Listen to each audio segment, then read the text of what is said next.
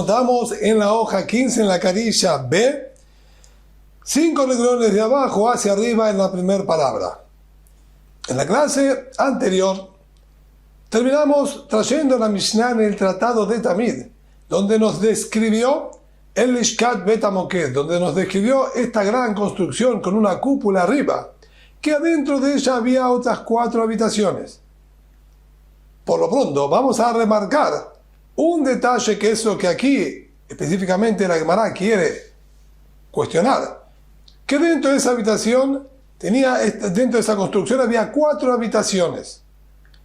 Una habitación, dijimos, donde se guardaban los corderitos, que se encontraba en la esquina noreste, que sería adelante a la derecha. Si venimos de frente, sería adelante a la derecha. Otra, donde se entregaban los vouchers para la sémola, el aceite y el vino. Otra, dijimos, donde se preparaba el lechem apanim, el pan que se hacía y se colocaba, se preparaba el viernes y se colocaba todos los zapatot. Y otra cuarta, donde se calentaban los kohanim al lado de una menorá, al lado de una medurá, de una fogata. Ahora nos dice la Gemara, Urminu, tenemos una contradicción. La Mishnah, en el tratado de Midot, nos dice, 4 habitaciones se encontraban dentro de esta construcción del Bet HaMoked. Hasta aquí no tenemos contradicción. Coincidimos que el Bet HaMoked tenía 4 habitaciones dentro de ella. Kikitoniot, apetujot de Teraklin, como pequeñas habitaciones que se abren a un gran salón. Es decir, había un espacio central en el Bet HaMoked y en las 4 esquinas habían habitaciones. Al salir de ellas uno se encontraba con un gran espacio en común. Shitaim HaKodesh Ushtaim HaHol. Y aquí nos agrega un dato que no fue mencionado en la clase anterior y que no necesariamente tiene que estar discutiendo. Esto es perfectamente compatible con lo anterior. Este Bet HaMoked que nosotros estamos nombrando se encontraba, como nosotros podemos observar en el gráfico, ya habíamos mostrado este gráfico, pero si nosotros podemos observar, se va a ver que la muralla del Bet HaMikdash da justo en el centro del Bet HaMoked. Esto se debe a que el Bet HaMoked estaba construido Hetio Bahol, Hetio Bakodesh. La mitad de él se encontraba fuera del perímetro del Bet HaMikdash, lo que podríamos llamar en un espacio profano que no tiene kedushá, no tiene santidad del Bet HaMikdash, y la otra mitad, de la mitad hacia adentro, tenía kedushá, santidad del Bet HaMikdash. Por ese mismo motivo, nos dice aquí que había Shetaim Bakodesh Ushtaim Mahol. Por lo tanto, quedaban 2 habitaciones en la parte sagrada y 2 habitaciones fuera de ella. Esto es lo que nosotros podemos observar ahora en este gráfico. Aquí tenemos las 2 habitaciones.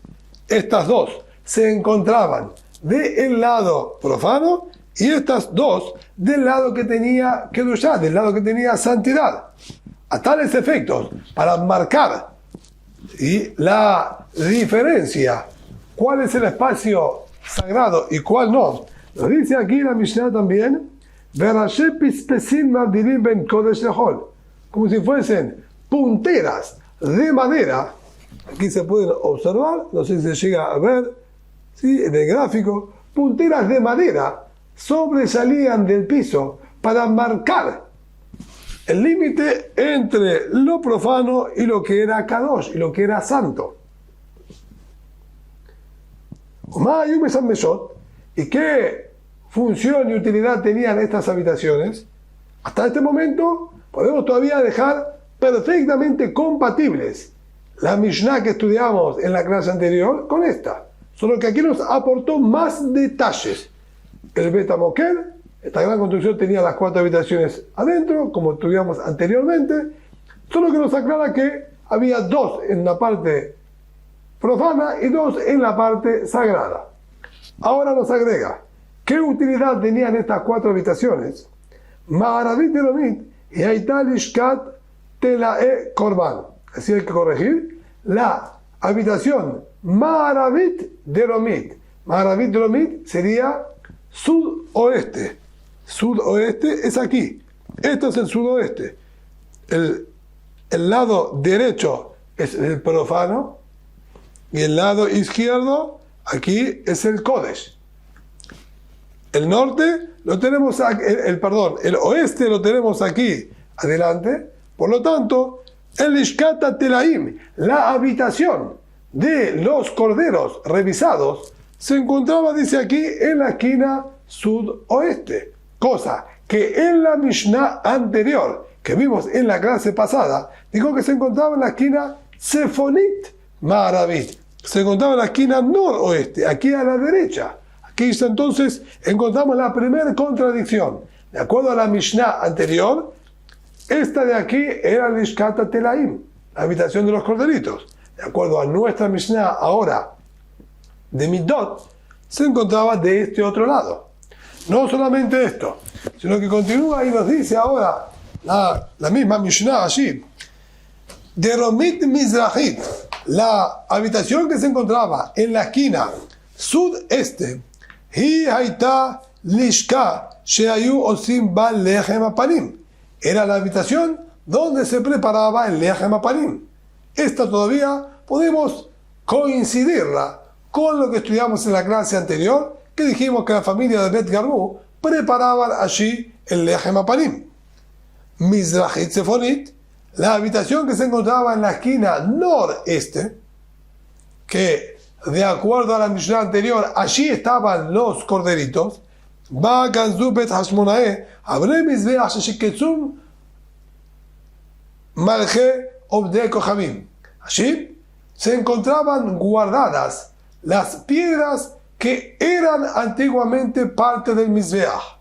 Los griegos o los greco-romanos, cuando se apoderaron del Bet HaMikdash en la época de los Hashmonaim, lamentablemente impurificaron y profanaron el Mizbeach, trayendo sobre él ofrendas para la Avodah Zará. Ese Mizbeach, los Jajamim no autorizaron seguir utilizándolo luego de haber sido profanado.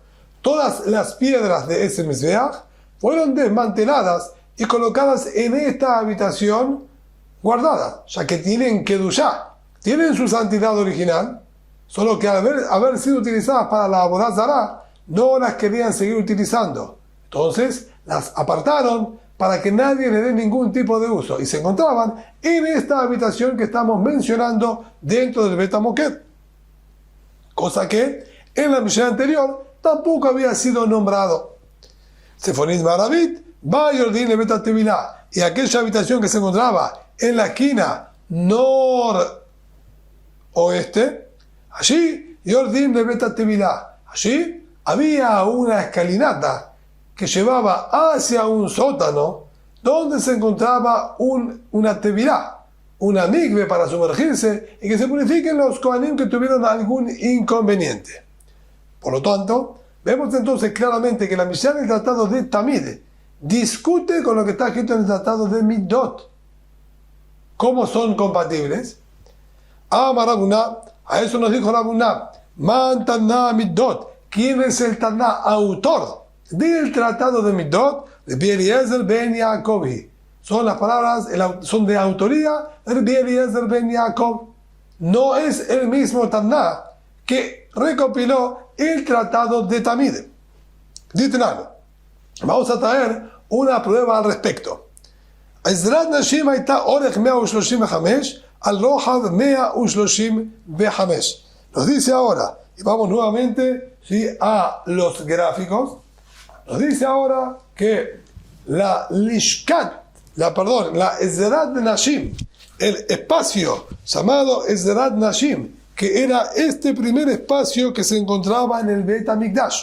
Aquí se encuentra la entrada del Bet HaMikdash. Este gran espacio tenía 135 codos de largo por 135 codos de ancho. Era un cuadrado perfecto. Esto es lo que nos están mencionando aquí la Mishnah.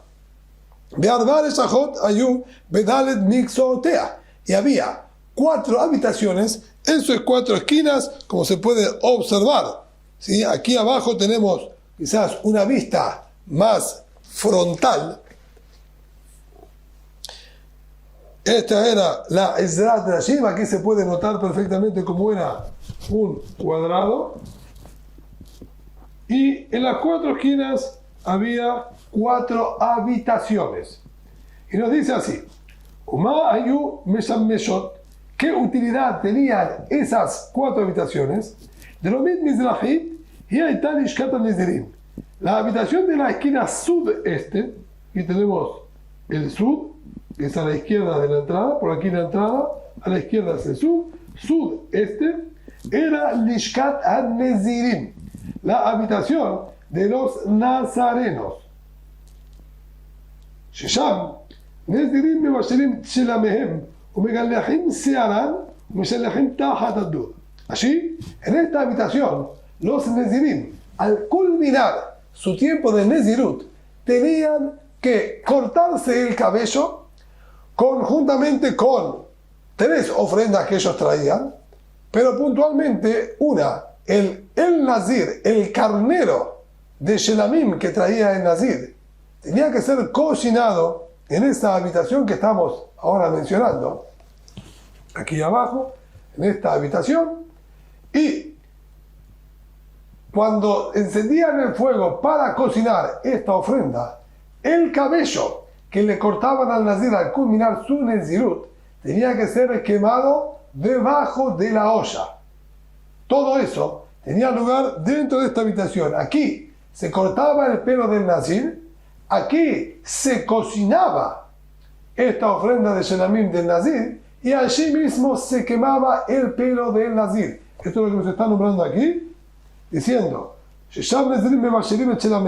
allí los Nezirim cocinaban sus ofrendas de Shelamim, también cortaban su cabello,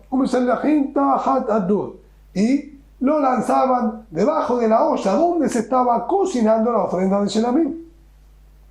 Mizrahit Zefonit, la habitación que se encontraba en la esquina noreste, que sería la de la derecha, entrando a la derecha, esta que estamos viendo aquí, era Lishkat Ha'etzim. Y ahí está, Lishkat Ha'etzim. La palabra dir hay que obviarlo, era la habitación de las maderas. ¿Por qué una habitación específicamente para las maderas? Era la leña para utilizar en el Mizbeach. Pero no era un simple depósito. Nos continúa diciendo aquí, Shesham Kohanim Ba'aremumim. Allí, aquellos Kohanim defectuosos que están Pesulim la Abodá, están descalificados para el servicio, ya que la Torá en la Perashá de Emor prohíbe que cualquier Kohen defectuoso, cumpliendo obviamente los parámetros que siempre la Torá pone, como se explican y se estudian en el tratado de Bejorot, no pueden trabajar. Entonces, no quedaban de todas maneras nulos sin hacer nada. Se encontraban en esta habitación Omdim umatleim ba'etzim. Esos se encontraban allí y revisaban las maderas y las leñas que no tengan gusanos.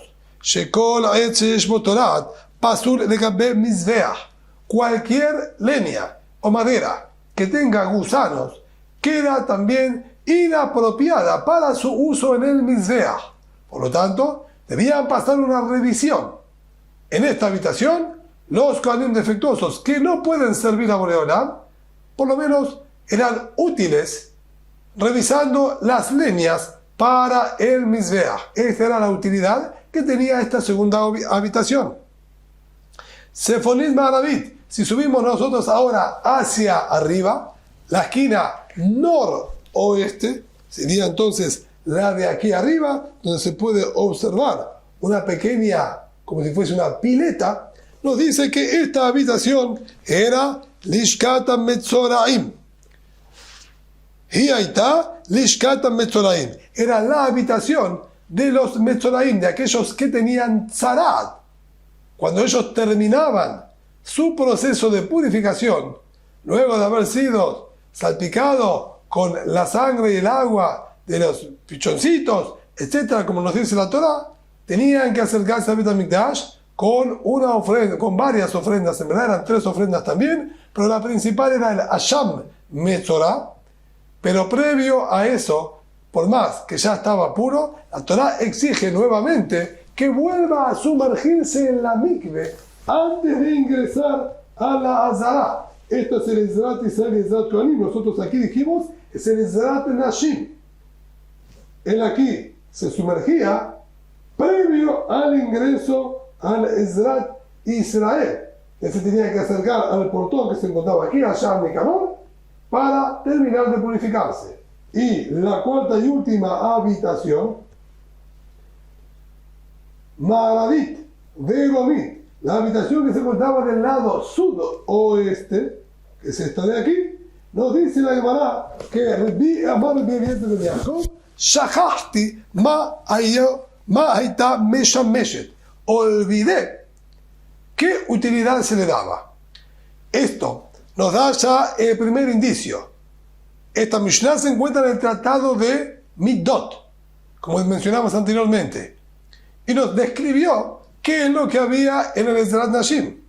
Solo que cuando tuvo que describir la cuarta habitación, dijo Rabbi Eliezer ben Yaakov, no recuerdo qué utilidad se le daba, dándonos la pauta que quien nos estuvo detallando y contando todos los pormenores era Rabbi Eliezer ben Yaakov. Solo que en esta parte, él dijo no recordar. Entonces vemos que el autor de la Mishnah del Tratado de Middot es Rabbi Eliezer ben Yaakov. Aprovecha la Mishnah ya y nos dice, Abba Shaul Omer, va yunotrim yain beshemen. Abba Shaul dice, yo sí sé cuál era la utilización. Allí se encontraba el aceite y el vino para utilizar en las ofrendas del Bet HaMikdash. Veía Itani Kred Lishkat Bet Shemania, y era llamada Lishkat Bet Shemania, la habitación de los aceites. Allí era donde se debían acercarse aquellos que mencionamos en el comienzo, con los Jotamot. Venían con el voucher, presentaban el voucher y con eso, ¿sí?, aquí les entregaban el aceite, el vino, etc. Como nombramos en la clase anterior y dijimos, ¿sí?, bastante sobre esto en el tratado de Shekalim. Nos dice la Gemara, Ajiname Mistabra, de Rabbi Eliezer ben Yaakov, y también es lógico, esta demostración que tú has traído, que el autor de Rabbi Eliezer ben Yaakov, es una demostración clara. Pero además de ser una demostración clara, es muy lógico lo que tú estás proponiendo, que él es el autor. ¿Por qué? Ditnan, tenemos ahora que hacer un análisis un poco extenso para comprender lo que nos va a decir aquí la Gemara. Para poder comprenderlo correctamente, vamos a dar una pequeña introducción. Cuando se realizaba la parada de Umá, que debía ser quemada, la Torá nos enseña que la parada de Umá, la vaca roja, no era una ofrenda. Y, por lo tanto, no se hacía nada de su proceso dentro del Bet HaMikdash, sino frente al Bet HaMikdash se encontraba una montaña, el Har HaZetim, bien conocido por todos nosotros, actualmente un cementerio. En el Har HaZetim, allí se debía preparar la parada de Umá. Se lo colocaba en una especie de fosa, llenaban con leña y degollaban la vaca roja y la incineraban. Previo a la incineración, cuando la degollaban, había que recibir la sangre, y esta sangre se salpicaba 7 veces el Noach Pene o el Moed. Tenía que ser salpicada frente al Bet HaMikdash, apuntando hacia el Ejal del Bet HaMikdash. Para esto nosotros vamos a nuevamente ayudarnos con un par de gráficos. Aquí nosotros podemos observar el Bet HaMikdash entero en este gráfico de aquí arriba. Esta entrada ancha es llamada Ulam. Desde aquí hasta aquí, toda esta construcción que se puede observar aquí en el techo era llamado el Ulam. Y este pasillo largo que continuaba es el Ejal. Por adentro, aquí nosotros vemos una gran apertura. Esto es llamado Petah HaUlam, la entrada del Ulam. Más adentro se encontraba otra puerta que era la que conducía al Ejal. Es el Petach HaEjal. Cuando el Cohen tenía que salpicar, que no se encontraba en ningún espacio del Beit HaMikdash, sino afuera, aquí enfrente debía estar el Har HaZetim, y desde aquí enfrente salpicaba sangre, apuntando, no con la intención de que llegue en absoluto, solo apuntando y dirigiéndose frente, ¿sí?, a la puerta del Ejal. Él tenía que tener, por lo tanto, contacto visual desde el Har HaZetim, de donde él se encontraba en el Har HaZetim, tenía que tener contacto visual con la puerta del Ejal. Y mientras tenía ese contacto visual, salpicaba como si fuese apuntando hacia ese lugar. Ahora bien, el inconveniente más grande que nosotros tenemos es cómo él podía lograr tener contacto visual. Si bien nosotros podemos observar en estos gráficos que las puertas iban de manera frontal, todas en línea recta. Aquí se puede quizás observar, ¿sí?, más claramente en el gráfico inferior. Aquí tenemos la entrada, aquí tenemos otra entrada, aquí tenemos la puerta del Ejal, del Ulam, perdón, la entrada del Ulam, y por dentro la puerta del Ejal. Estaban todas enfrentadas en línea recta.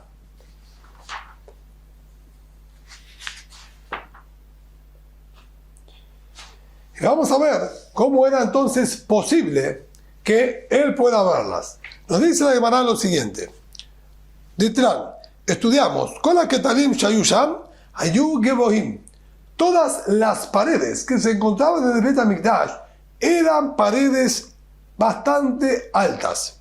Hutz Mikotel Mizrahi, a excepción de la primera pared, la pared frontal, la delantera, la de la entrada del Beit HaMikdash. Esta no era una pared muy alta. ¿Por qué? El Cohen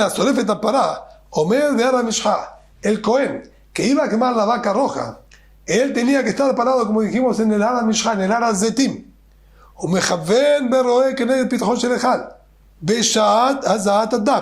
Y tenía que orientar y apuntar su mirada y ver, tenía que estar viendo, como dijimos, la puerta del Ejal, en el momento que salpicaba la sangre. ¿Cómo él lograba poder ver esta puerta? Teniendo las paredes de la entrada del Beit HaMikdash, de Zerat Nashim, el Sha'ar Nikanor, el Ulam, y luego, ¿sí?, como nosotros vamos nuevamente a remarcarlo, tenía de alguna manera que la vista de él atravesar esta primera puerta que se encontraba aquí, en la entrada, que es el Sha'ar HaMizrach, luego Sha'ar Nikanor, Petach HaOlam, y allí adentro la puerta del Ejal. ¿Cómo él lograba ver esto sin que las paredes obstruyan su mirada? Más aún, el Beit HaMikdash estaba construido de manera ascendente. No estaba todo a una misma altura. Iba subiendo. Y ahora vamos a estudiar exactamente cuál era la altura que iba subiendo espaciadamente. Y nos dice así.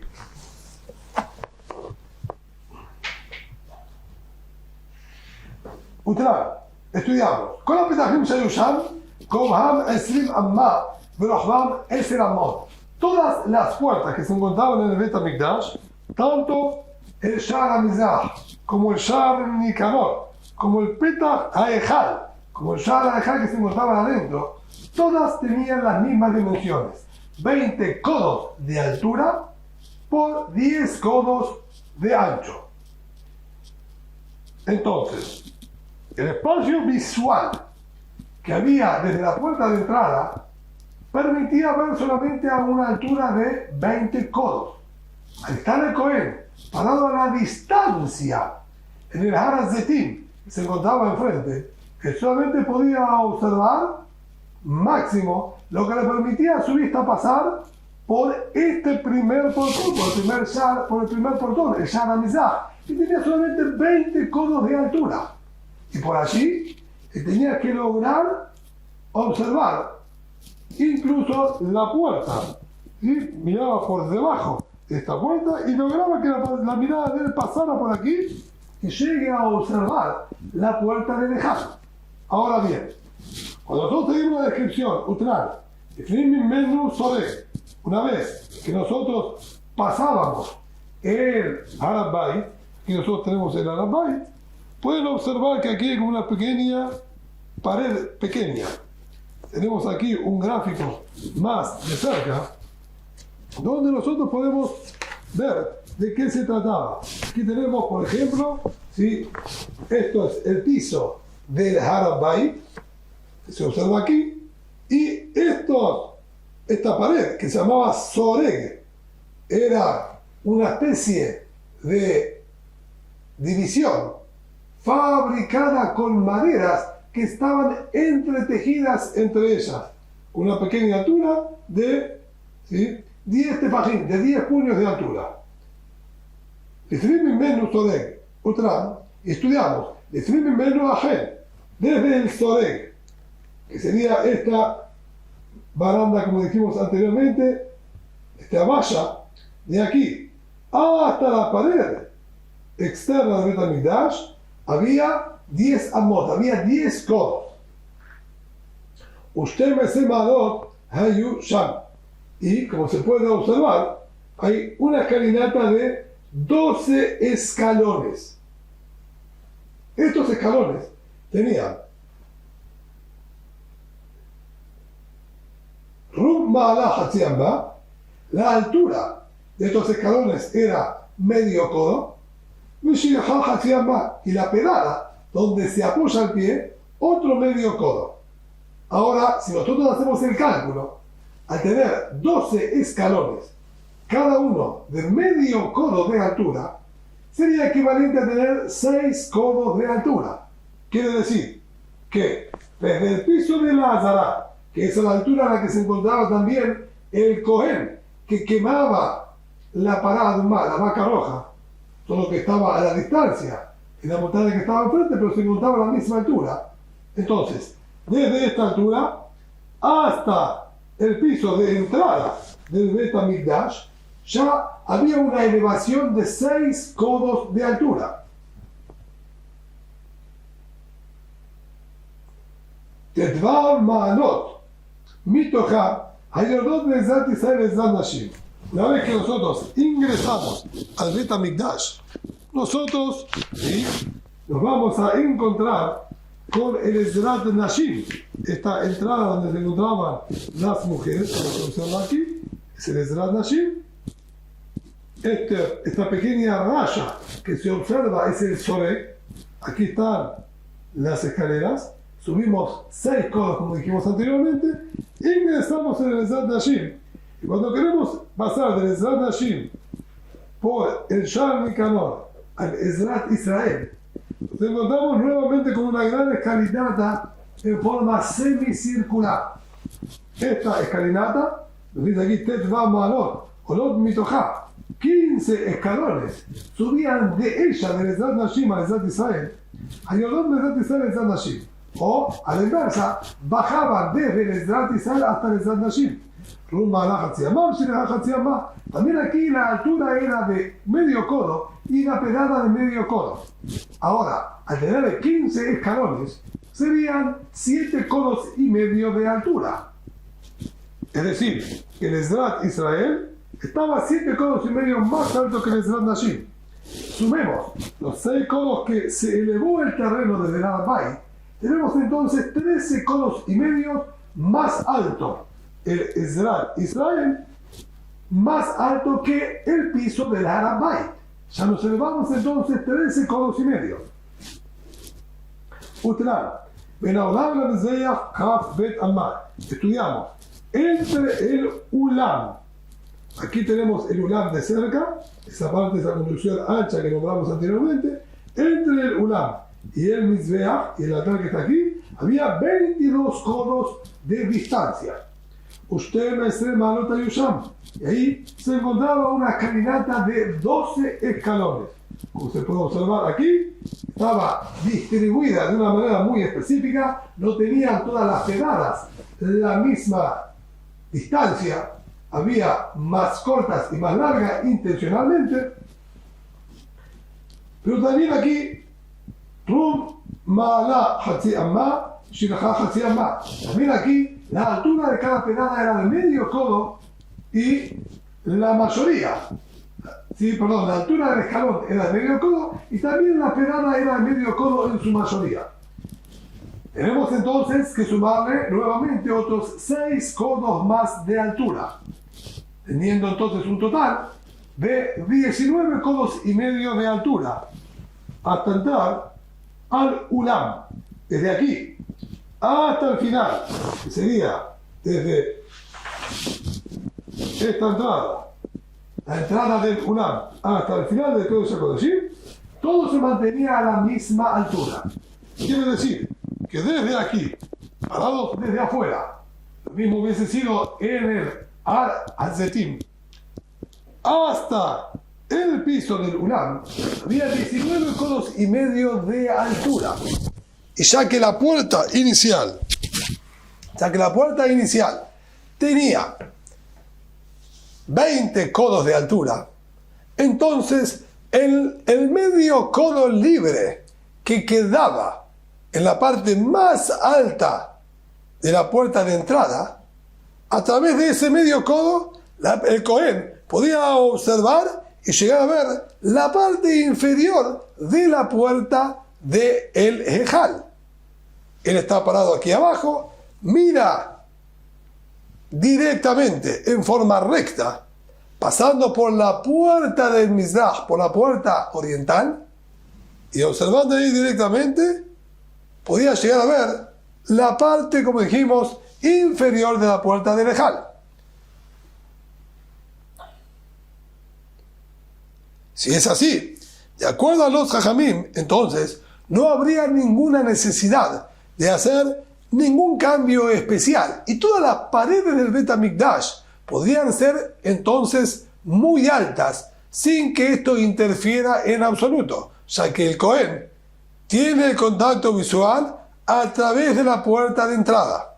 Entonces, ¿por qué la Mishnah en el Tratado de Middot nos dijo que la pared frontal la tenían que hacer baja para que pueda el Cohen observar por arriba de la pared? ¿Qué necesidad había? Si perfectamente puede tener el contacto visual a través de la puerta. Utran, sin embargo, estudiamos allí, Rabbi Eliezer ben Yaakov Omer, Ma'ala eta Sham. Rabbi Eliezer ben Yaakov enseñó que en el Ezrat Israel, del Ezrat Israel al Ezrat Kohanim, había Ma'ala, ahí está, Rabbi Eliezer ben Yaakov Omer, Ma'ala eta Sham. Había un escalón, Megaboa Amma. Era un escalón más alto de lo usual. Era un escalón de un codo entero de altura, el doble de todos los que fueron nombrados.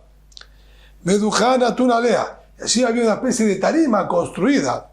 Hubo Shalosh Ma'alot Shel Hatzi Amma, que allí tenía una tarima de 3 escalones de medio codo cada una de ellas, donde se paraban los Leviim.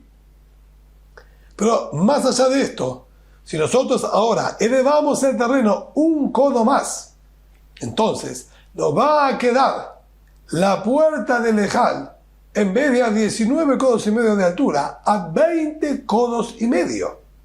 Si está a 20 codos y medio, es imposible que el Cohen, a través de la puerta de entrada, que tenía solamente 20 codos de altura, pueda llegar a ver algo que estaba más alto. La puerta no nos permite, nuestra vista no puede ir hacia arriba, máximo puede ir en línea recta, y no iba a llegar a tener contacto con el Ejal, ya que éste se encontraba a 20 codos y medio de altura.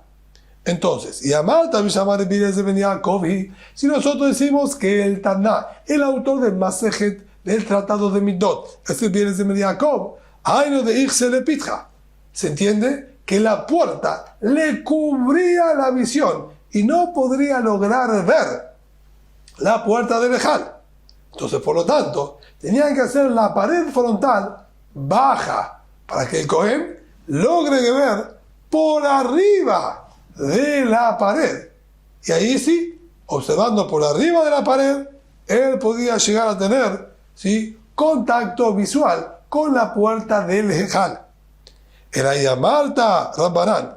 En cambio, si queremos argumentar que son los Jajamim los autores de esta Mishnah, y capaga de matar de Mitchaz de Pitja Begabé, como nombramos anteriormente, había medio codo por el cual podía observar a través de él la puerta del Ejal.